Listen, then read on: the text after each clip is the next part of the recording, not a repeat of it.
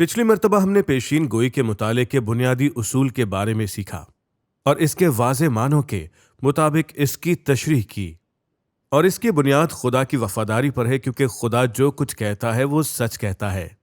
اس اصول کو ماننے سے ہم سیکھتے ہیں کہ ہم خدا کی سوچ کے تابع ہیں اور اس کی سوچ کو اپنی سوچ سے بدل نہیں سکتے۔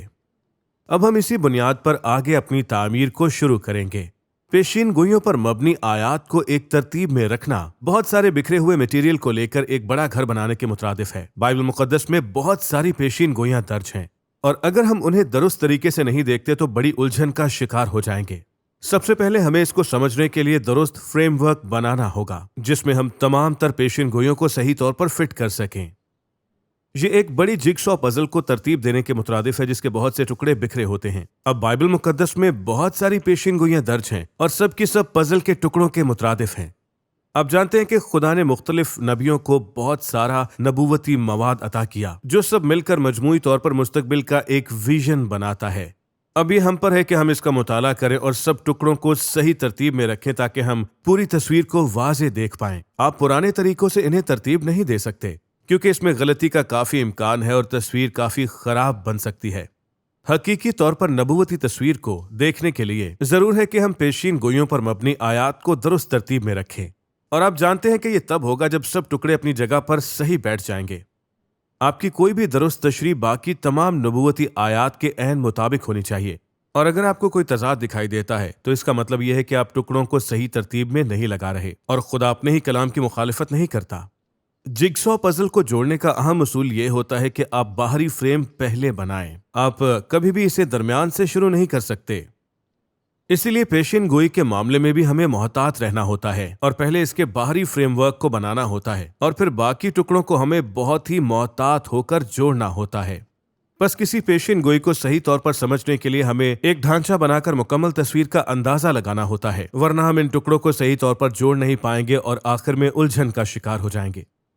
اور اسی کے ساتھ ہماری اگلی کنجی ہے جس سے ہم پیشین گوئی کو سمجھ سکتے ہیں، ڈسپنسیشنلزم۔ یہ ہمیں خدا کے نقطہ نظر سے تاریخ اور نبوت کا ایک سٹرکچر دکھاتا ہے، اور اس کی بنیاد ہماری پہلی کنجی ہے، کلام مقدس کی لفظی تشریح۔ لفظ ڈسپنسیشن یونانی لفظ اوئیکونومیا سے نکلا ہے۔ یہ گھر کے قوانین سے متعلق ہے جو کہ ایک خاص انتظام، ذمہ داری اور ایک گھرانے کی نگرانی کو بیان کرتا ہے۔ تو بنیادی طور پر ڈسپنسیشنلزم کا مطلب ہے کہ خدا مختلف ادوار میں مختلف نظاموں کے تحت دنیا پر حکومت کرتا ہے۔ اب اس سارے وقت کو مختلف ڈسپنسیشنز میں یا مختلف ادوار میں تقسیم کیا گیا ہے۔ اس وقت میں خدا کے خاص الہی انتظام کے مطابق خدا ہر ڈسپنسیشن کے لیے اصول بناتا ہے، اور تاریخ کے کچھ خاص اوقات میں وہ اپنے گھرانے کو چلانے کے لیے طریقہ کار بدلتا ہے اور ایک نیا نظام لاتا ہے، اور یہ انسان کے ساتھ ایک نئے عہد کے طور پر ہوتا ہے۔ اب یہ انتظامی تبدیلیاں ضروری ہیں کیونکہ خدا وقت کے ساتھ ساتھ خود کو اور اپنے منصوبوں کو انسان پر ظاہر کرتا ہے۔ یہ ایسے ہی ہے جیسے والدین گھر کو چلاتے ہیں۔ ایک گھر کے اصولوں کو ڈسپنسیشن کہا جا سکتا ہے۔ جب بچے بڑے ہو جاتے ہیں تو کچھ اصول بدل جاتے ہیں، جیسے سونے کا وقت۔ تو یاد رکھیں کہ ایک گھر کی یا گھرانے کی نگرانی میں ڈسپنسیشن کے مختلف مراحل ہو سکتے ہیں، جیسے بائبل مقدس بتاتی ہے کہ خدا نے انسانوں کے لیے مختلف قسم کے نظام مرتب کیے۔ موجودہ وقت میں ہم کلیسیا کے دور کے ڈسپنسیشن میں ہیں، لیکن ہمیشہ سے ایسا نہیں تھا۔ ہم دیکھیں گے کہ جب ہم کلام کو پڑھتے ہیں تو یہ ڈسپنسیشن خود اپنے آپ کو بیان کرتے ہیں۔ بہت سی چیزیں پہلے جیسی رہیں، لیکن جو کچھ تبدیل ہوا اس وقت میں خدا نے اس کی وضاحت کی۔ اب کچھ ڈسپنسیشنز کا تعلق ماضی سے ہے اور وہ تاریخ کا حصہ ہیں، جبکہ باقیوں کا تعلق مستقبل سے ہے اور وہ پیشین گوئیوں کا حصہ ہیں۔ تو پیشین گوئی کو صحیح طور پر سمجھنے کے لیے ضروری ہے کہ ہم خدا کے ماضی، حال اور مستقبل کے ڈسپنسیشنز کو سمجھیں اور مختلف اوقات اور ادوار کے فرق کو بھی سمجھیں۔ ڈسپنسیشنلزم خدا کے مکاشفات کو اہمیت دیتا ہے جو مختلف اوقات میں بتدریج ملتے رہے اور ہمیں سمجھنے میں مدد دیتا ہے۔ خدا ایک ہی بار میں کسی چیز سے متعلق سب کچھ ظاہر نہیں کرتا، بلکہ ہزاروں سالوں میں درجہ بدرجہ ان چیزوں کی تکمیل کرتا ہے جنہیں وہ پہلے ظاہر کر چکا ہے۔ اکثر وہ پیدائش میں ایک بیج کی صورت میں اسے متعارف کرواتا ہے، پھر وہ پوری بائبل میں اسے ڈیولپ کرتا ہے اور مکاشفہ میں جا کر اسے پورا کرتا ہے۔ تو کسی بھی موضوع پر کلام کے پورے پیغام کو سمجھنے کے لیے ہمیں پوری بائبل میں سے اس کی تحقیق کرنی ہوتی ہے کہ کیسے خدا مختلف مراحل میں اپنے مکاشفے کو ڈیولپ کرتا ہے۔ یہ جملہ آپ نے سنا ہوگا، وقت اور موقع۔ پولس پہلا تسلونیکیوں 5:1 میں کہتا ہے، مگر اے بھائیو اس کی کچھ حاجت نہیں کہ وقتوں اور موقعوں کی بابت تم کو کچھ لکھا جائے۔ ان دو الفاظ وقتوں اور موقعوں کو جب ہم یونانی زبان میں دیکھتے ہیں تو ان کے لیے الفاظ ہیں کرونوس اور کائروس۔ کرونوس ایک لمبا عرصہ ہوتا ہے جیسے ایک سیزن، جبکہ کائروس وقت کا ایک خاص لمحہ ہوتا ہے یا تبدیلی کا مختصر وقت، جب ایک بڑی تبدیلی آتی ہے اور آپ کو نئے کرونوس ایک نئے سیزن میں داخل کر دیتی ہے۔ یہ ہماری زندگی پر لاگو ہوتا ہے جو مختلف سیزنز میں سے گزرتی ہے۔ کرونوس کے دوران دراصل لمبے عرصے کے لیے چیزیں مستحکم رہتی ہیں، لیکن پھر اچانک ایک کائروس لمحہ آتا ہے جب زندگی میں اچانک ایک تبدیلی آتی ہے، جیسے شادی ہو جانا یا بچہ پیدا ہونا، اور اچانک پوری زندگی، ترجیحات اور اصول بدل جاتے ہیں اور ہم ایک نئے سیزن میں داخل ہو جاتے ہیں۔ تو کلام میں وقتوں اور موقعوں کو خدا کے ڈسپنسیشن کے طور پر بتایا گیا ہے، اور یہ کہ ڈسپنسیشنز بدلتے ہیں۔ ہر ایک کائروس میں الہی مداخلت ہوتی ہے جس میں خدا بنی نوع انسان کو ایک نئے مرحلے میں لے کر آتا ہے اور ایک نیا ڈسپنسیشنل سیزن دیتا ہے جس میں نئے اصول ہوتے ہیں۔ عبرانیوں پہلے باب کی پہلی اور دوسری آیت میں لکھا ہے، اگلے زمانے میں خدا نے، یہ ماضی کا ڈسپنسیشن ہے، خدا نے باپ دادا سے حصہ بہ حصہ اور طرح بطرح نبیوں کی معرفت کلام کر کے اس زمانے کے آخر میں ہم سے بیٹے کی معرفت کلام کیا۔ یہ موجودہ ڈسپنسیشن کی بات ہو رہی ہے، جسے اس نے سب چیزوں کا وارث ٹھہرایا اور جس کے وسیلے سے اس نے عالم بھی پیدا کیے۔ اب اس کا مطلب یہ ہے کہ اس نے زمانوں یا ڈسپنسیشنز کو بنایا۔ تو وقتوں اور زمانوں کا مطلب یہ ہے کہ خدا نے مختلف ڈسپنسیشنز کو بنایا۔ دیکھیے عبرانیوں 11:3، ایمان ہی سے ہم معلوم کرتے ہیں کہ عالم خدا کے کہنے سے بنے۔ اس کا مطلب ہے کہ زمانے خدا کے کہنے سے بنے۔ تو خدا نے اپنے کلام کے ذریعے ہر کائروس لمحے میں زمانوں کو بنایا، اور یوں وہ آنے والے زمانے کی نوعیت بتاتا ہے۔ اعمال 1:7 میں ذکر ہے ان وقتوں اور میعادوں کا جنہیں جاننا باپ نے اپنے ہی اختیار میں رکھا ہے۔ اعمال 17 باب کی 26ویں اور 27ویں آیت میں اس میں خدا کا مقصد یہ ہے کہ یہ انسانوں کے لیے ایک بھید ہو تاکہ وہ خدا کو ڈھونڈ سکیں۔ آئیے پڑھتے ہیں، اور اس نے ایک ہی اصل سے آدمیوں کی ہر ایک قوم تمام روئے زمین پر رہنے کے لیے پیدا کی اور ان کی میعادیں اور سکونت کی حدیں مقرر کیں، تاکہ وہ خدا کو ڈھونڈیں، شاید کہ ٹٹول کر اسے پائیں، ہر چند وہ ہم میں سے کسی سے دور نہیں۔ ڈسپنسیشنز کو سمجھنا بائبل مقدس میں خدا کے بتدریج مکاشفات کو سمجھنے کے لیے ایک مرکزی کنجی ہے۔ پہلے ہم وقت کے پورے ایک ڈھانچے کو بنا کر دیکھیں گے اور انسانی تاریخ کو ہزار سال کے 7 ادوار میں تقسیم کریں گے۔ اگر خدا کا ایک دن 1000 سال کے برابر ہے تو اسے ہم ہفتے کے 7 دنوں کے طور پر دیکھ سکتے ہیں۔ تاریخ کا عظیم ہفتہ جو تخلیق کے 7 دنوں کے نمونے پر ہے۔ سب سے پہلے خدا مجموعی طور پر بنی نوع انسان کا نگران ہے۔ پہلے 2000 سالوں میں یا 2 دنوں میں، یعنی آدم سے ابراہام تک، یہ غیر قوموں کا دور ہے، اور اگلے 2000 سال ابراہام سے یسوع مسیح تک کے ہیں، اور یہ بنی اسرائیل کا دور ہے جو ابراہام سے شروع ہوتا ہے اور پھر اسحاق اور یعقوب یعنی اسرائیل اور اس کے 12 بیٹوں کے ساتھ جاری رہتا ہے۔ تو یہاں وہ ایک الگ قوم اسرائیل بناتا ہے اور خود کو ان پر اور ان کے ذریعے ظاہر کرتا ہے۔ اب یہ 2 دن مسیح کی موت کے ساتھ ختم ہوتے ہیں، تو آدم سے مسیح تک 4000 سال یا 4 دن پچھلا زمانہ کہلاتے ہیں، اور مسیح کے جی اٹھنے کے بعد ہم اگلے زمانے میں داخل ہو جاتے ہیں۔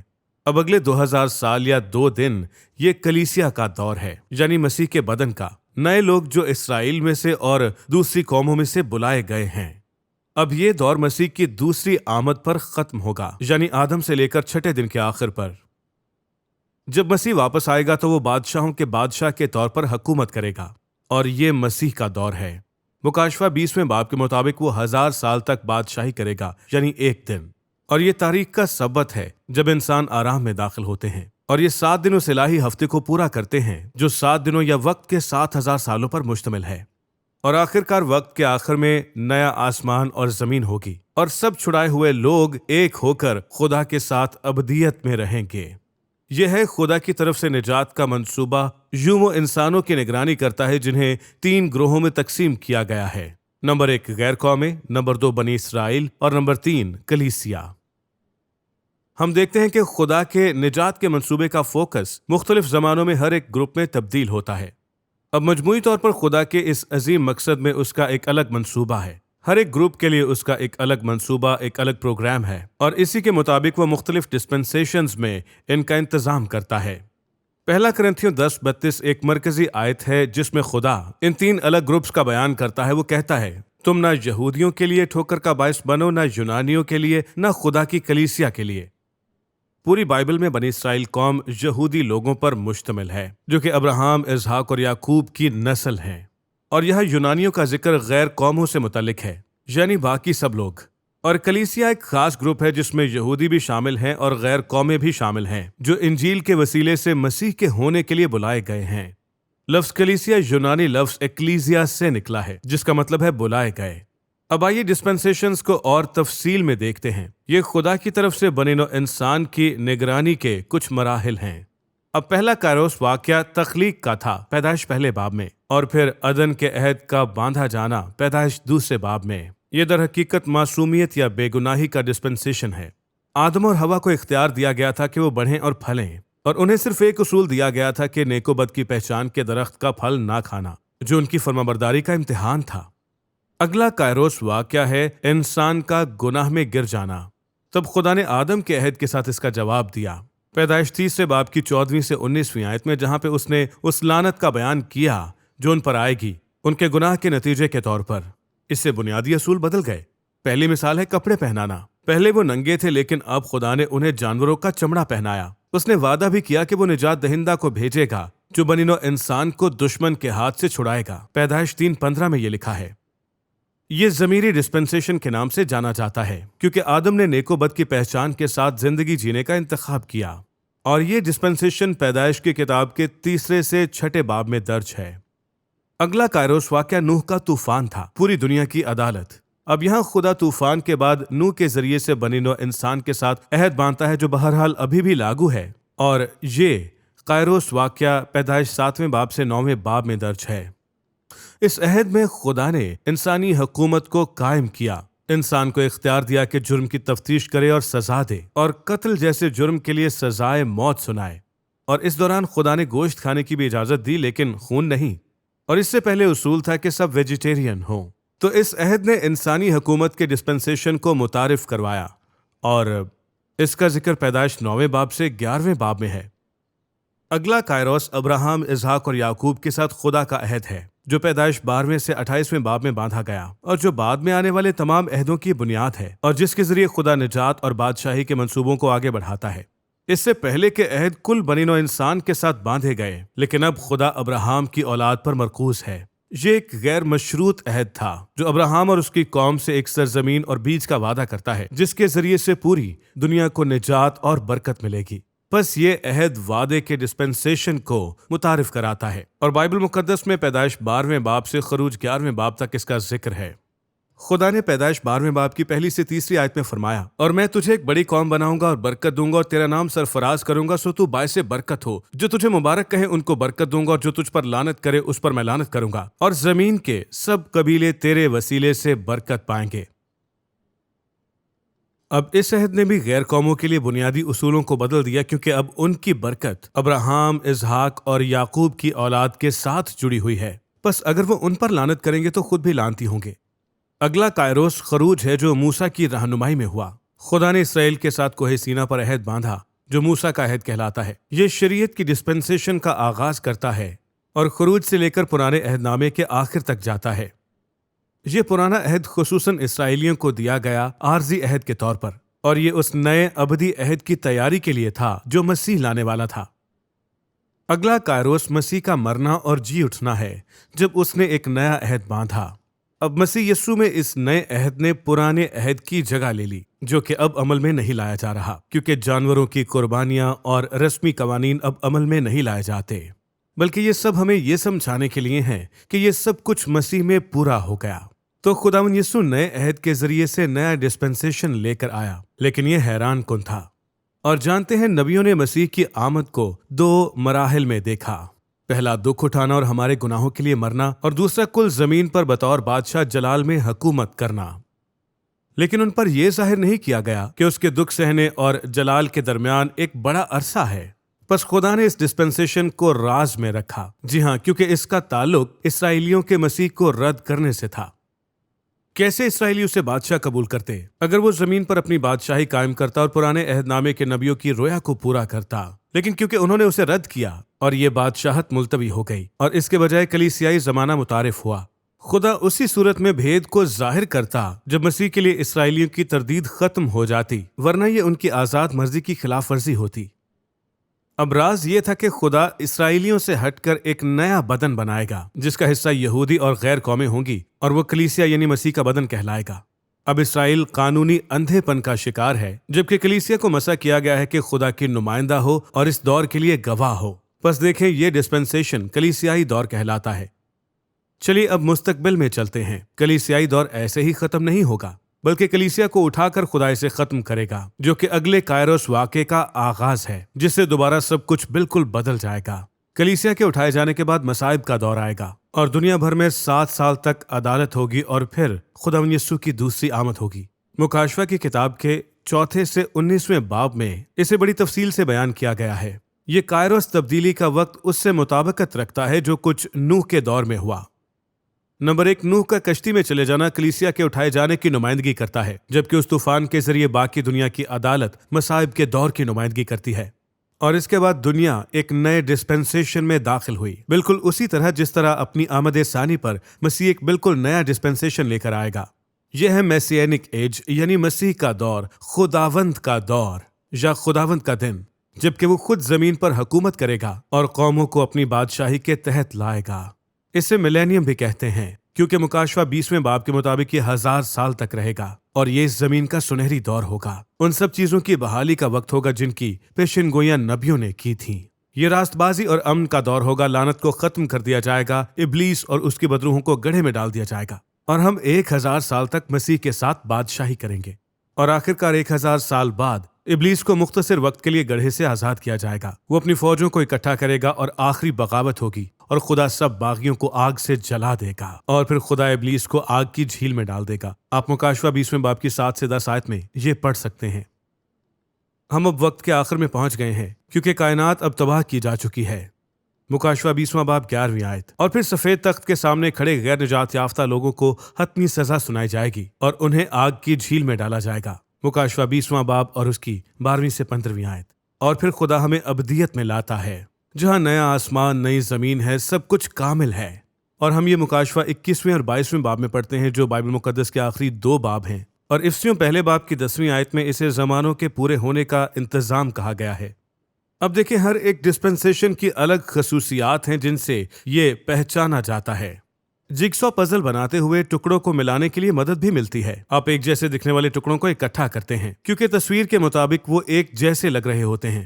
اسی طرح نبوتی واقعات بھی کچھ خاص، الگ اور مختلف ادوار سے تعلق رکھتے ہیں، جیسے کہ کلیسیائی دور ہے، مصائب کا دور ہے، آمد ثانی کا دور ہے، اور پھر اس کے بعد ابدیت ہے۔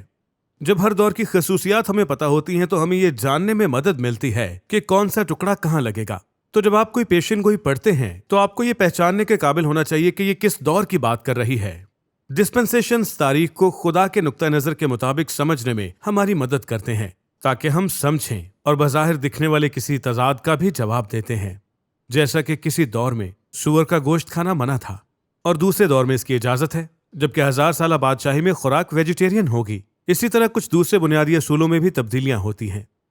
اب ڈسپنسیشنلزم صرف ادوار اور میعادوں میں فرق نہیں کرتا، بلکہ لوگوں میں بھی فرق کرتا ہے۔ یہ مختلف اوقات، زمانوں اور خدا کے لوگوں میں فرق بھی بتاتا ہے۔ بیشتر اوقات کچھ چیزوں کا فرق سمجھنا صرف ہماری کامن سینس کا معاملہ ہوتا ہے۔ مطالعہ کرتے ہوئے ہمیں سمجھنا چاہیے کہ یہ کس ڈسپنسیشن سے ہے اور کن لوگوں سے کلام کیا جا رہا ہے، غیر قوموں، اسرائیل یا پھر کلیسیا سے۔ اس سے ہمیں بڑی واضح طور پر سمجھ آئے گی، اور پیشین گوئی کا مطالعہ کرتے ہوئے یہ خاص طور پر اہم ہے۔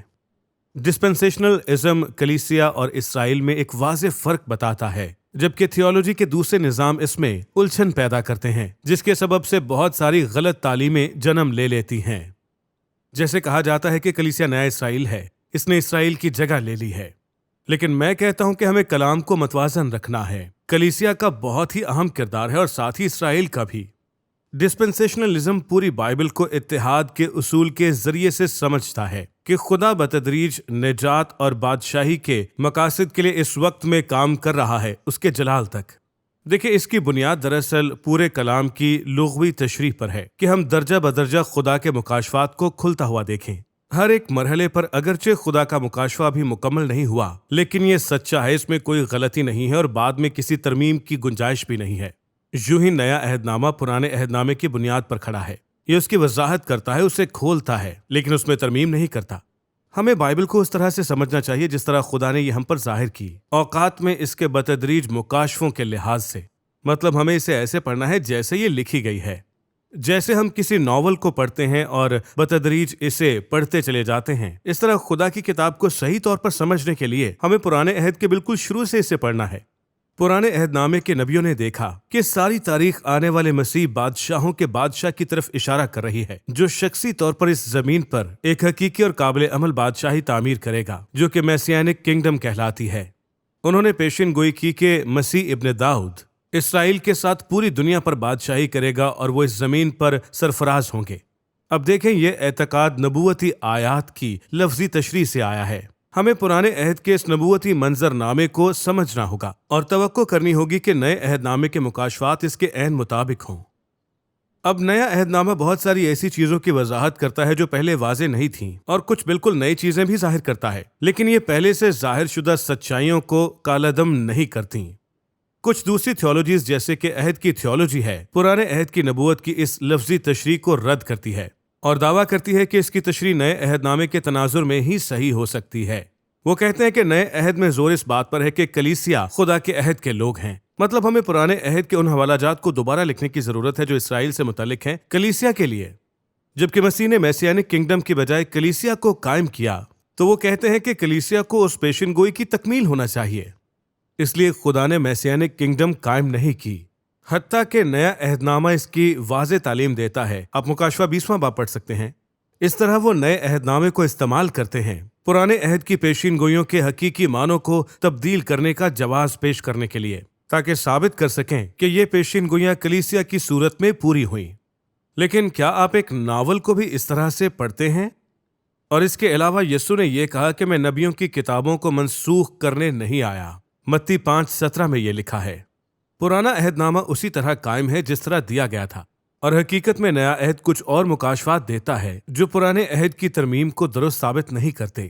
صرف اس لیے کہ نیا عہد پرانے کی وضاحت کرتا ہے، اس کا یہ مطلب نہیں ہے کہ حقیقی اور لفظی تشریح کے اصول کو توڑا جائے۔ اگر آپ کوئی ناول پڑھیں تو شروع کے ابواب میں کچھ راز ہوتے ہیں اور کافی باتیں آپ کی سمجھ میں نہیں آتی، لیکن اگلے ابواب پڑھنے سے اور وضاحت ہو جاتی ہے، آپ کے اور سوالوں کے جواب مل جاتے ہیں۔ تو ہم کہہ سکتے ہیں کہ نیا عہد ان باتوں کی وضاحت کرتا ہے جو پرانے میں پوشیدہ تھیں، اور بعض اوقات بعد کے ابواب میں بالکل کوئی نئی چیز بھی متعارف ہو جاتی ہے۔ تاہم یہ تمام نئے مکاشفات اس بات کو درست ثابت نہیں کرتے کہ ہم پیچھے کے ابواب میں سے کچھ ڈیلیٹ کریں یا پھر اسے تبدیل کریں۔ نئے مکاشفات پہلے والوں کی وضاحت کرتے ہیں، اور انہیں صحیح طور پر سمجھنے کے لیے قاری کو ان دونوں کو سامنے رکھ کر مطالعہ کرنا ہوگا۔ صرف اس لیے کہ بعد کے ابواب پرانی اندیکھی باتوں کو ظاہر کر رہے ہیں، انہیں نیا مطلب دے رہے ہیں جو کہ شروع کے ابواب میں پوشیدہ تھیں، تو بھی یہ ہمیں اجازت نہیں دیتا کہ ہم شروع کے ابواب کو بدلیں، اسے ویسے ہی رہنا چاہیے۔ تو خدا نے پرانے عہد میں بنی اسرائیل کے ساتھ کلام کیا اور انہیں بہت سی پیشین گوئیاں دیں۔ ڈسپنسیشنلسٹ اسے حقیقت کے طور پر مانتے ہیں۔ وہ اپنی طرف سے اس کے کوئی روحانی معنی بنانے کی کوشش نہیں کرتے کہ یہ پیشین گوئیاں کلیسیا کی صورت میں پوری ہو رہی ہیں۔ ایسا کرنا کلام کی خلاف ورزی ہوگی اور خدا کے کلام کو بدلنے کے مترادف ہوگا۔ ہمیں حق حاصل نہیں کہ پرانے عہد کو دوبارہ لکھیں، جیسا لکھا ہے ہمیں اسے ویسا ہی لینا ہے۔ صرف اس لیے کہ مسیح کے وسیلے اب ہمارے پاس بڑے مکاشفات ہیں تو اس سے پرانے مکاشفات غلط نہیں ہو جاتے۔ ڈسپنسیشنلسٹ کہتے ہیں کہ اسرائیل میں میسیانک کنگڈم کے قیام سے متعلق یہ پیشین گوئیاں واضح طور پر پوری نہیں ہوئیں مسیح کے آنے کے بعد بھی، اور ریزن یہ ہے کہ اس بادشاہی کو ملتوی کر دیا گیا کیونکہ بنی اسرائیل نے مسیح کو رد کیا، لیکن مسیح کی دوسری آمد پر یہ پیشین گوئیاں پوری ہوں گی۔ اس دوران خدا نے ایک نئی چیز متعارف کرائی، کلیسیائی دور، جو کہ خدا کا ایک بھید تھا، تو اس لیے کلیسیائی دور کا پرانے عہد کی پیشین گوئیوں سے تعلق نہیں۔ تاہم مسیح کے آنے سے متعلق پیشین گوئیاں قصدن اس طرح سے ڈیزائن کی گئی تاکہ کلیسیائی دور کے لیے امکانات پیدا ہوں، مسیح کی پہلی اور دوسری آمد کی پیشین گوئیوں کے عین بیچ کے خلا میں۔ ڈسپنسیشنل نقطہ نظر سے کلام کا مطالعہ کرنے کے ساتھ ساتھ میں کچھ خطرات سے بھی آگاہ کرنا چاہتا ہوں جو لاحق ہو سکتے ہیں جب لوگ اسے غلط سمجھتے اور غلط استعمال کرتے ہیں۔ وقت اور میعادوں کے درمیان فرق پہچاننے میں ایک خطرہ یہ لاحق ہے کہ کچھ لوگ زیادہ ہی گہرے چلے جاتے ہیں۔ وہ چیزوں کے تعطل پر زیادہ زور دیتے ہیں اور چیزوں کے تسلسل پر زور نہیں دیتے۔ بہت سی چیزیں تمام ڈسپنسیشنز میں ایک جیسی رہتی ہیں۔ مثال کے طور پر خدا کی فطرت اور کردار ایک جیسا رہتا ہے، خدا بدلتا نہیں ہے۔ کچھ لوگ کہتے ہیں پرانے عہد نامے میں خدا غصے والا تھا اور نئے عہد نامے میں پیار کرنے والا ہے۔ یہ بالکل غلط ہے۔ وہ پرانے اور نئے عہد نامے میں یکساں خدا ہے۔ وہ وقت کے ساتھ ساتھ خود کو ظاہر کرتا ہے، لیکن وہ ہمیشہ یکساں خدا ہے۔ اخلاقی قوانین ہمیشہ ایک جیسے رہتے ہیں۔ آپ محبت ہی سے اسے سمجھ سکتے ہیں، کیونکہ اخلاقی قوانین کی بنیاد دراصل خدا کی ناتبدیل ہونے والی محبت کی فطرت پر ہی ہے، جبکہ رسمی قوانین مختلف ڈسپنسیشنز کے ساتھ بدلتے رہتے ہیں۔ یعنی جو رسومات اور قربانیاں موسیٰ کے دور میں کی جاتی تھیں، اب مزید وہ نئے عہد میں قابل عمل نہیں ہیں۔ یہ مسیح کی زبردست تصویر پیش کرتی ہیں، لیکن چونکہ مسیح خود قربان ہوا اور اس نے ان کو پورا کر دیا، اب مزید وہ قربانیاں نہیں کی جاتی۔ اب کلیسیائی دور میں دو ایسی رسومات ہیں جو قائم کی گئی ہیں، بپتسمہ اور پاک شراکت۔ اور پھر خدا کے دیے گئے اختیار کے مطابق کچھ رسومات ہیں، جیسے کہ شادی۔ اسے بھی جیسے خدا نے متعارف کروایا تھا، یہ بالکل ویسی ہی ہے۔ ایک اور چیز جو مختلف زمانوں اور ادوار میں نہیں بدلتی، وہ ہے نجات کے ذرائع۔ ہر ڈسپنسیشن میں نجات ایمان کے وسیلے فضل سے ہے۔ عبرانیوں 11:3 میں لکھا ہے کہ ایمان ہی سے ہم معلوم کرتے ہیں کہ عالم خدا کے کہنے سے بنے ہیں۔ اور پھر 11ویں باب کی 4 آیت سے 40ویں آیت تک ایسے لوگوں کا بیان ہے جنہوں نے نجات پائی اور خدا کو پسند آئے ہر ایک ڈسپنسیشن سے، اور ہر ایک کے معاملے میں ایمان کی نشاندہی کی گئی ہے۔ ایمان سے حابل، ایمان سے ہنوک، ایمان سے نوح، ایمان سے ابراہیم، ایمان سے موسیٰ، ایسے ہی سب کا ذکر ہے۔ اور عبرانیوں 11:6 تصدیق کرتی ہے کہ بغیر ایمان کے خدا کو پسند آنا ناممکن ہے۔ تو ہر ایک ڈسپنسیشن میں انسان کی نجات اور خدا کو پسند آنے کی بنیاد ایمان ہے۔ کسی نے کبھی شریعت کو پورا کرنے سے نجات نہیں پائی۔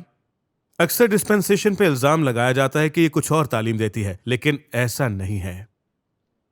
کچھ لوگ ڈسپنسیشنل ازم کو سیسیشن ازم جیسے غلط عقیدے کو ثابت کرنے کے لیے استعمال کرتے ہیں، یعنی یہ کہ مافوق الفطرت نعمتیں اب ختم ہو چکی ہیں، اور ایسا کرنے کے لیے وہ کلیسیائی دور میں ہی ڈسپنسیشنل تقسیم کر دیتے ہیں۔ وہ دعویٰ کرتے ہیں کہ جب کلام کو کینن کیا جا چکا تھا اور رسولی دور ختم ہو رہا تھا، تب سے روح القدس کی نعمتیں غیر ضروری ہو گئیں، جبکہ کلام میں اس کی کوئی بنیاد نہیں، اور یہ بے اعتقادی پیدا کرتا ہے، خدا کے روح کے بہاؤ کو روکتا ہے۔ یہ ڈسپنسیشنل سوچ کے ساتھ زیادتی ہے۔